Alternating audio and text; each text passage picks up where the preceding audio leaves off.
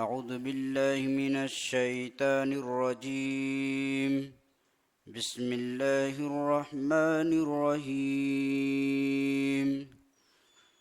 يا أيها الذين آمنوا اتقوا الله حق تقاته ولا تموتن إلا وأنتم مسلمون. يا أيها الناس اتقوا ربكم الذي خلقكم من نفس واحدة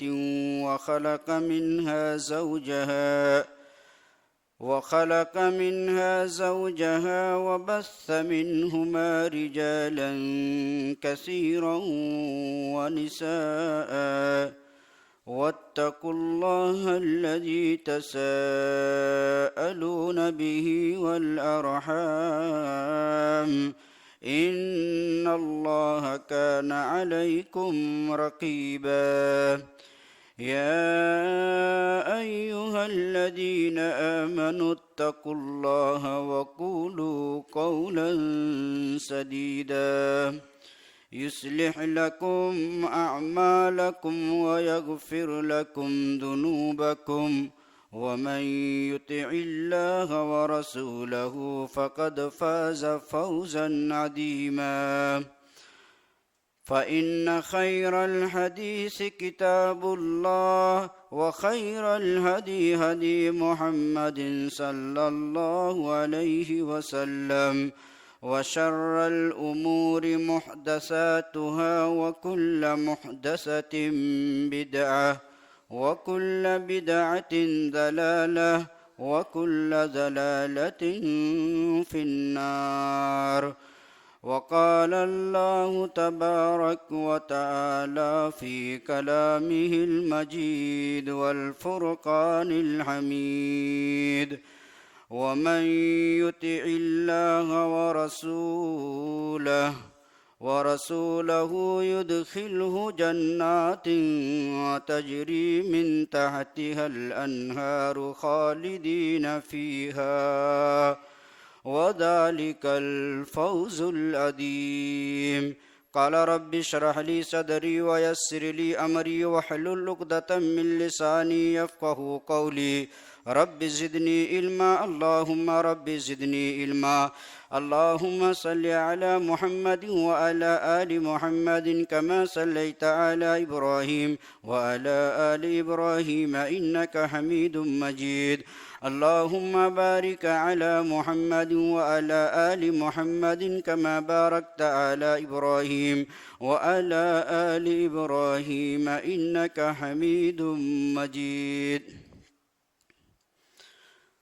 معزز دینی، ملی، اسلامی بزرگوں، نوجوانوں، نونہالوں اور میری نظروں سے اوجھل میری پردہ نشین مائیں اور بہنیں، اللہ رب العالمین کے فضل و کرم اور اس کی توفیق سے خطبہ مسنونہ کے بعد جس آیت کریمہ کی تلاوت آپ سب کے روبرو کی گئی، اس آیت کریمہ کا تعلق سورہ نساء پارہ نمبر 4 اور آیت نمبر 13 سے ہے۔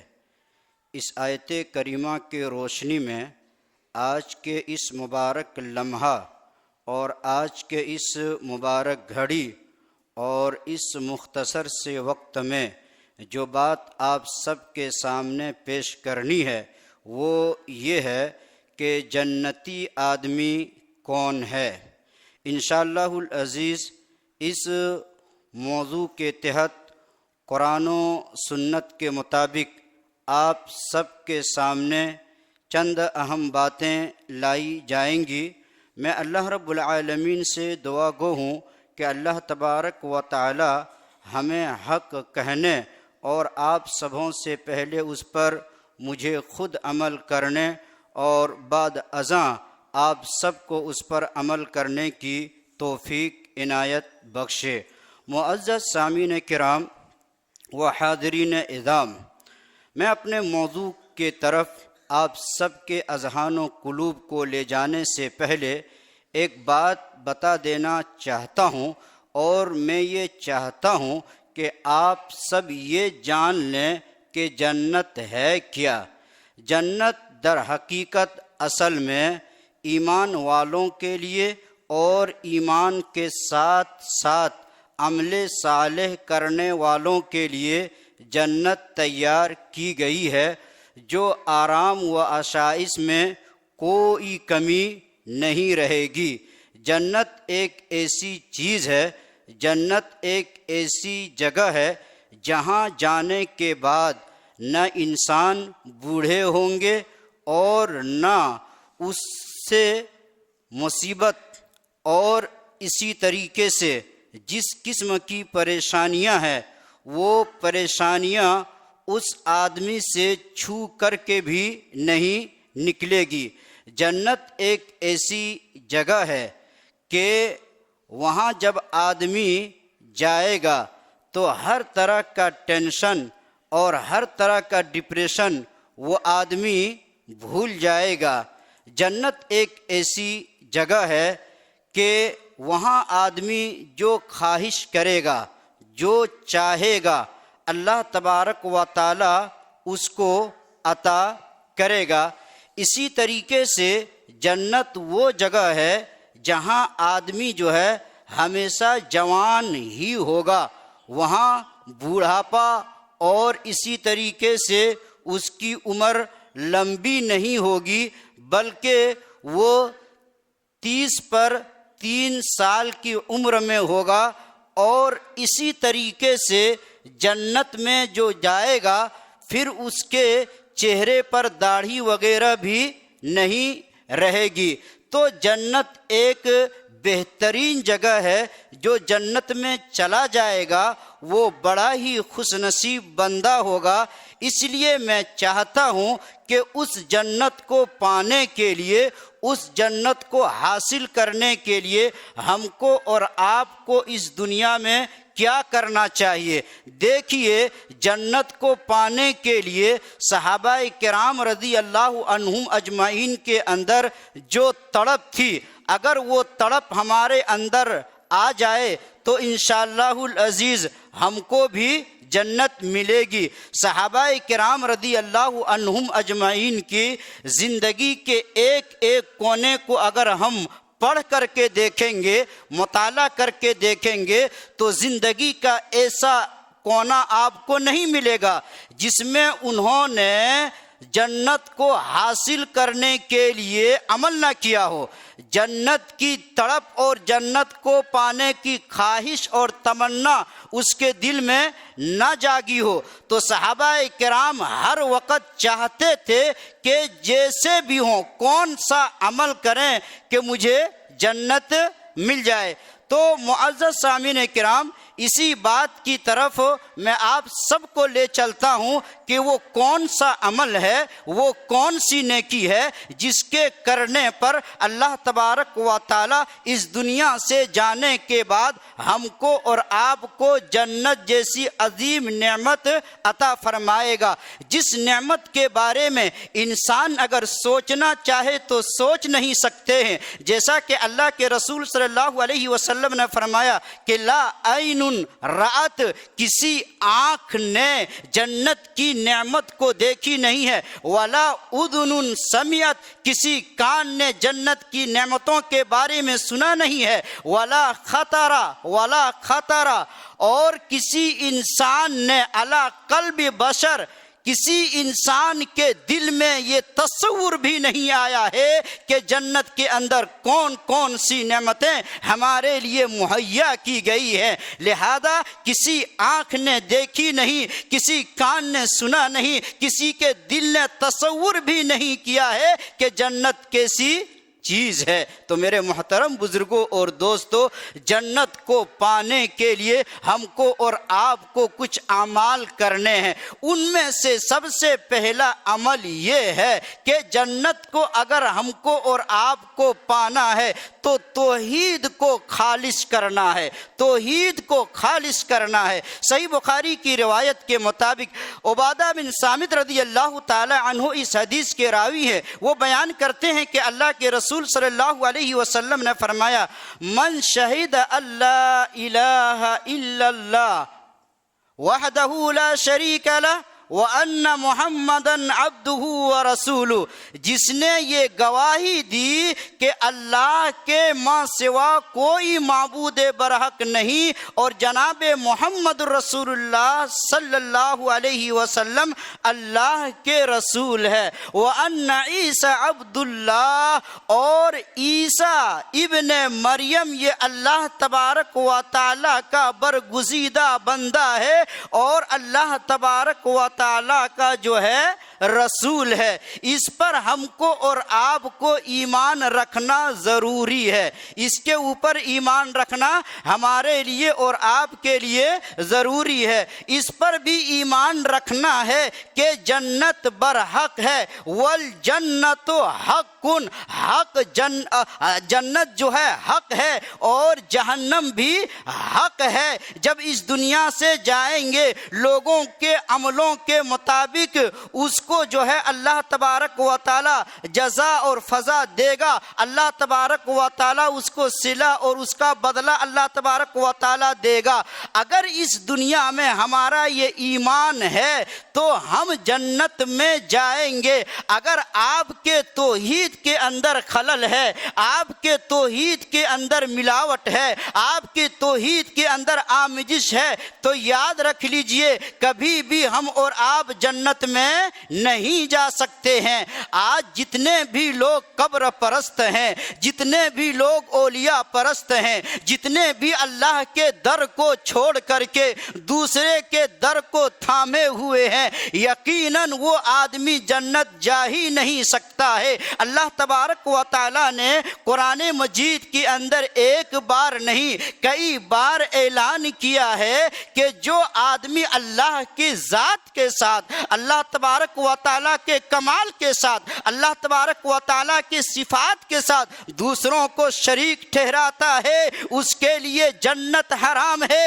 اور جہنم اس کے لیے حلال ہے۔ تو جو کوئی آدمی توحید کے ساتھ شرک کو خلل ملل کرتا ہے، شرک کی آمیزش کرتا ہے، وہ آدمی کبھی بھی جنت میں نہیں جا سکتا ہے۔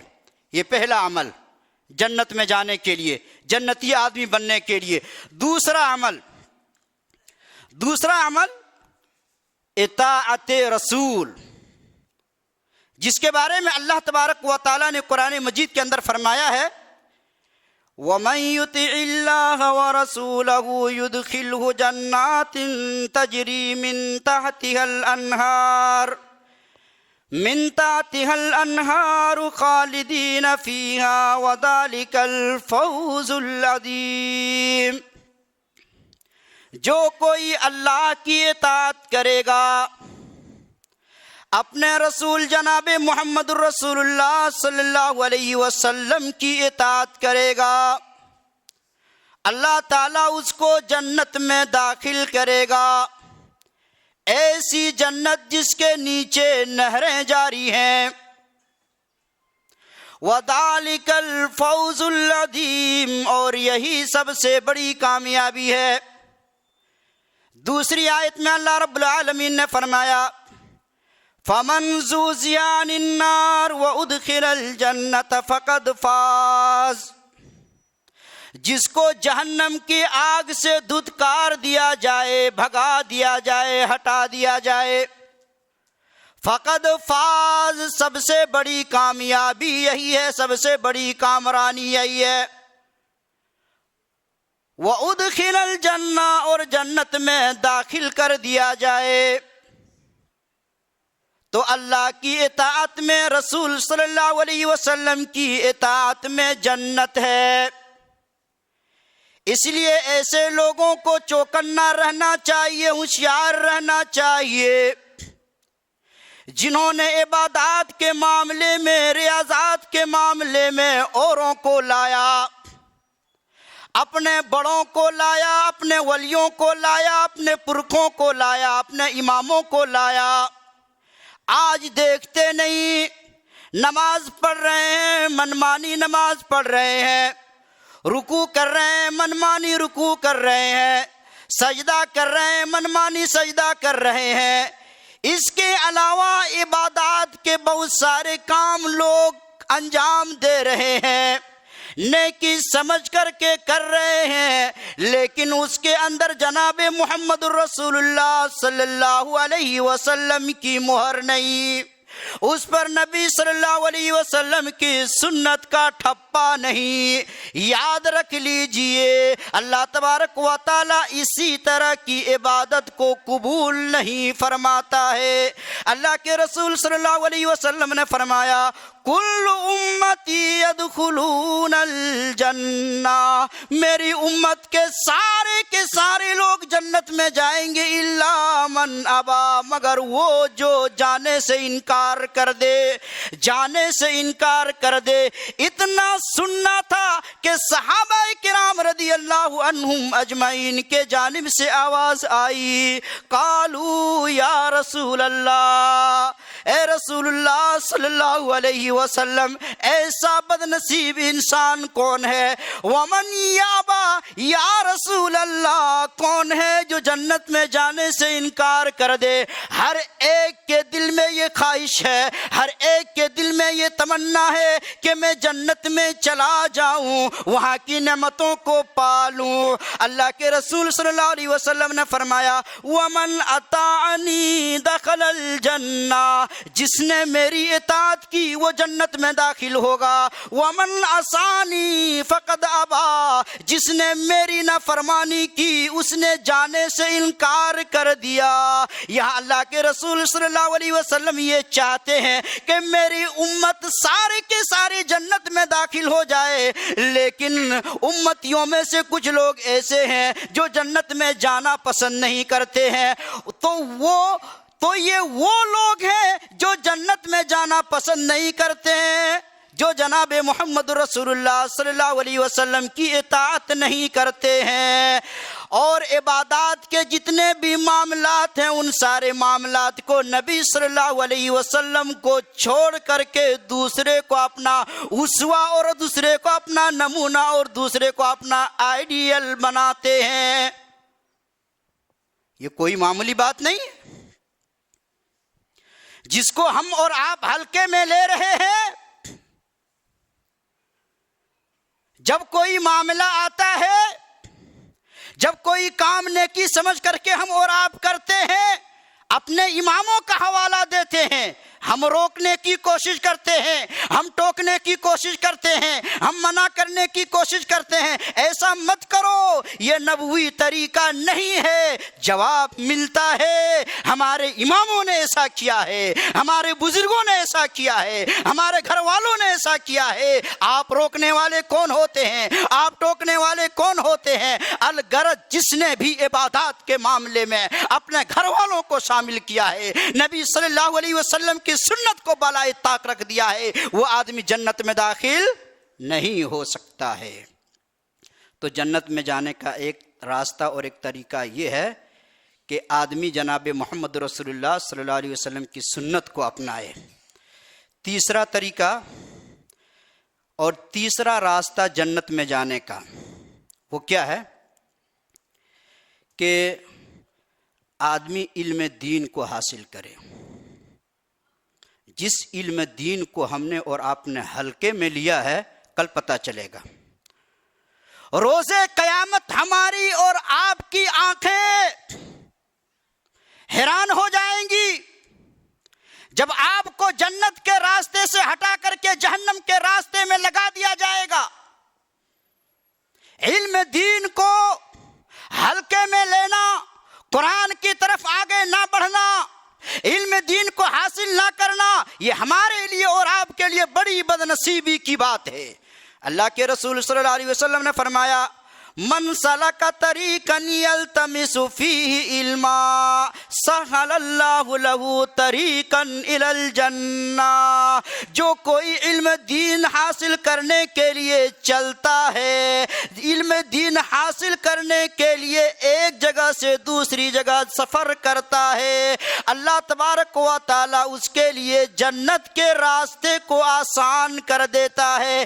یہیں تک نہیں لوگوں، علم دین کو حاصل کرنے والوں کو گری ہوئی نگاہ سے دیکھنے والوں سن لو، اللہ کے رسول صلی اللہ علیہ وسلم نے فرمایا علم دین حاصل کرنے والوں کے لیے تالاب اور ندی اور سمندر کے تہ میں جو مچھلیاں ہوتی ہیں وہ مچھلیاں بھی دعائیں کرتی ہیں، یہ چونٹی بھی ایسے لوگوں کے لیے دعائیں کرتے ہیں۔ پتہ یہ چلا جو کوئی علم دین حاصل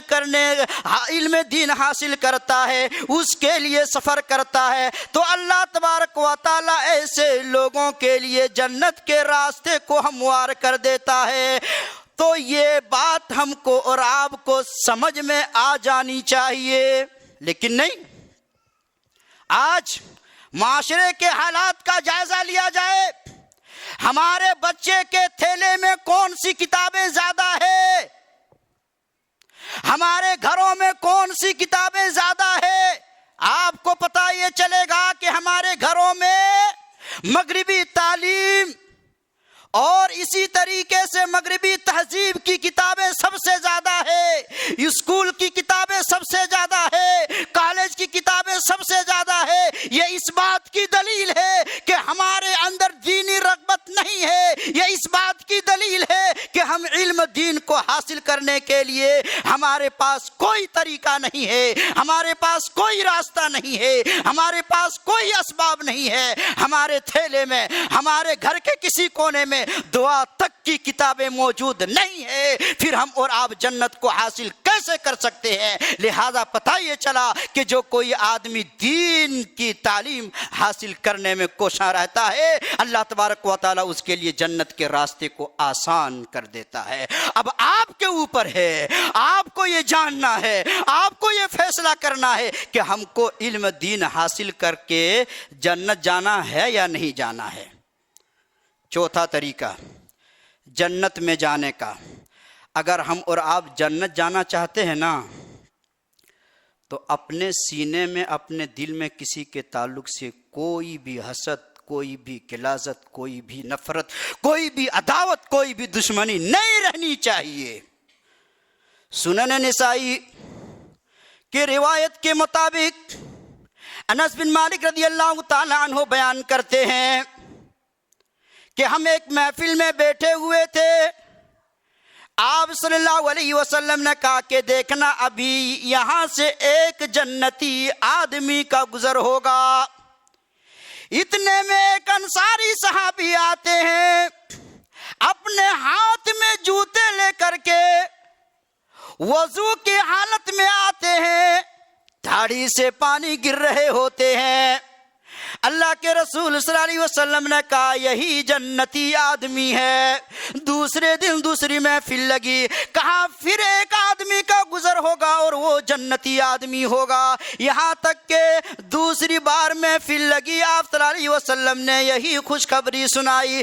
تیسری بار محفل لگی، تیسری بار بھی اللہ کے رسول صلی اللہ علیہ وسلم نے یہی جملہ کہا کہ فلاں آدمی جنتی ہے۔ جب محفل ختم ہو گئی، عبداللہ بن عمر رضی اللہ عنہما یہ اس آدمی، اس انصاری صحابی کے پیچھے پیچھے چلے جاتے ہیں، اس چیز کو لے کر کے میں دیکھوں یہ کون سا عمل کرتا ہے کہ ایک ہی محفل میں آپ صلی اللہ علیہ وسلم نے ایک ہی آدمی کے بارے میں تین بار جنت کی خوشخبری دے رہے ہیں۔ مطلب یہ کہ کوئی خاص عمل اس کے پاس ہوگا۔ چنانچہ عبداللہ بن عمر رضی اللہ تعالیٰ عنہ ہو جاتے ہیں اور ان سے التماس کرتے ہیں کہ میرے گھر میں کوئی بات ہو گئی ہے، میرے گھر میں کوئی بات ہو گئی ہے، میں 3 دن تک آپ کے یہاں قیام کرنا چاہتا ہوں، 3 دن تک آپ کے یہاں رہنا چاہتا ہوں۔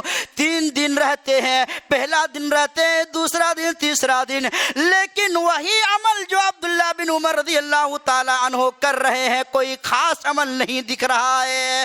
آخر میں وہ یہ پوچھنے پر مجبور ہو جاتے ہیں کہ تیرے اندر وہ کون سا عمل ہے جس کی وجہ سے اللہ کے رسول صلی اللہ علیہ وسلم نے 3 بار جنت کی بشارت دی ہے؟ اس آدمی نے کہا کہ میرے پاس کوئی خاص عمل نہیں ہے، لیکن ایک عمل ایسا ہے کہ جب میں رات میں سوتا ہوں سارے لوگوں کے تعلق سے میرا دل بالکل صاف رہتا ہے، کوئی ترقی کر رہا ہے اس کے پیچھے نہیں جاتا ہوں، کسی کو اللہ تبارک و تعالیٰ نے مال و زر سے نوازا ہم اس کے پیچھے نہیں جاتے ہیں، ہمارے پیٹ میں مروڑ پیدا نہیں ہوتا ہے، ہمارے دل میں جلن اور حسد پیدا نہیں ہوتا ہے، میرے اندر یہ خصلت ہے۔ انہوں نے سمجھ لیا کہ یہی وہ خصلت ہے، یہی وہ عادت ہے جس کی وجہ سے اللہ کے رسول صلی اللہ علیہ وسلم نے اس کو ایک ہی محفل میں 3 بار جنت کی بشارت دی۔ پتہ یہ چلا کہ جنت میں جانے کے لیے دل کا پاک اور صاف ہونا ضروری ہے، نفرت کو ختم کرنا ضروری ہے، حسد کو ختم کرنا ضروری ہے، عداوت کو ختم کرنا ضروری ہے۔ ہم اور آپ اپنے سینے میں ہر طرح کی عداوت کو لیے ہوئے ہیں، بغض کو لیے ہوئے ہیں، اس کے باوجود کہتے ہیں کہ ہم جنت کے ٹھیکیدار ہیں۔ نہیں، ہم جنت میں نہیں جا سکتے ہیں اس وقت تک جب تک کہ ہمارا سینہ دوسروں کے تعلق سے بالکل پاک اور صاف نہ ہو۔ 5واں طریقہ جنت میں جانے کا، 5واں طریقہ جنت میں جانے کا یہ ہے کہ آدمی جہاں تک ہو سکے باوضو رہے، باوضو رہے۔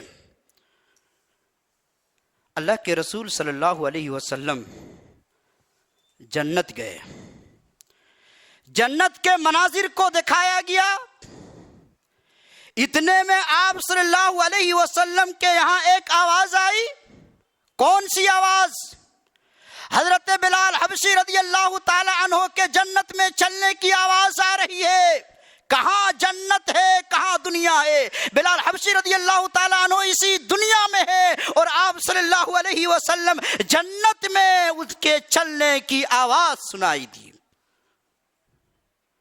اللہ کے رسول صلی اللہ علیہ وسلم اس دنیا میں آئے، آنے کے بعد کہا اے بلال حبشی رضی اللہ تعالیٰ عنہ، جب میں جنت میں گیا ایک آواز آئی، آپ کی آواز، چلنے کی آواز آئی، میں نے پوچھا یہ آواز کیسی ہے؟ جواب ملا کہ یہ حضرت بلال حبشی رضی اللہ تعالیٰ عنہ کے چلنے کی آواز ہے۔ تیرے اندر کون سا عمل ہے؟ تیرے اندر کون سی عادت ہے؟ کون سا ایسا عمل ہے کہ اللہ تبارک و تعالیٰ نے ہم کو یہ منظر دکھلایا ہے کہ تو جنتی بھی ہے اور تو جنت میں چل رہا ہے، تو اس کی آواز میں سن رہا ہوں۔ بلال حبشی رضی اللہ تعالیٰ عنہ نے کہا کہ میں وضو کرتا ہوں اور وضو کر کے میں 2 رکعت نماز پڑھ لیتا ہوں۔ اللہ کے رسول صلی اللہ علیہ وسلم نے کہا کہ اسی واسطے اللہ تبارک و تعالیٰ نے تیرے لیے یہ خوشخبری سنائی ہے۔ پتہ یہ چلا کہ ہر وہ آدمی جو جنت میں جانا چاہتا ہو اس کے لیے ضروری ہے کہ وہ باوضو رہے اور وضو کر کے 2 رکعت نماز پڑھے۔ جنت میں جانے کے اور بھی بہت سارے راستے ہیں، ان میں سے ایک راستہ یہ ہے کہ تم زیادہ سے زیادہ اللہ تبارک و تعالیٰ کے لیے سجدہ کرو، سجدہ کرو۔ ام حبیبہ رضی اللہ تعالیٰ عنہ بیان کرتی ہیں کہ اللہ کے رسول صلی اللہ علیہ وسلم نے فرمایا کہ جس نے بھی پورے 24 گھنٹے میں 12 رکعتیں سنت ادا کی، اللہ تبارک و تعالیٰ اس کے لیے جنت میں ایک محل اور ایک گھر بنائے گا۔ پتہ یہ چلا کہ جو جتنا سجدہ کرے گا، جو جتنی نفلی عبادتیں کرے گا، اللہ تبارک و تعالیٰ اس کے لیے جنت میں محل بنائے گا۔ ایک صحابی رسول جناب محمد رسول اللہ صلی اللہ علیہ وسلم کے لیے وضو کے پانی لاتے ہیں، وضو کے پانی لاتے ہیں۔ آپ صلی اللہ علیہ وسلم خوش، کہا کہ اے ربیعہ بن کعب اسلمی، آج بتا تیری خواہش کیا ہے، تیری رضا کیا ہے، تم کیا مجھ سے چاہتے ہو؟ انہوں نے کہا، انہوں نے سوچا ہم کیا اللہ کے رسول صلی اللہ علیہ وسلم سے مانگیں۔ انہوں نے آخر میں کہا اے اللہ کے رسول صلی اللہ علیہ وسلم، بس جنت میں تیرے سامنے مجھ کو گھر چاہیے، تیری رفاقت چاہیے جنت میں تجھ سے قریب رہوں۔ اللہ کے رسول صلی اللہ علیہ وسلم نے کہا اگر تم مجھ سے قریب رہنا چاہتے ہو تو تم کثرت سے سجدہ کرو، کثرت سے سجدہ کرو، زیادہ سے زیادہ سجدہ کرو تو تم جو ہے میرے ساتھ رہو گے۔ پتہ یہ چلا کہ سجدہ کرنے کی وجہ سے ہم کو اور آپ کو جنت ملے گی۔ ایک آخری بات بول کر کے میں اپنی بات کو ختم کرتا ہوں کہ جنت کے جانے کا کیا راستہ ہے۔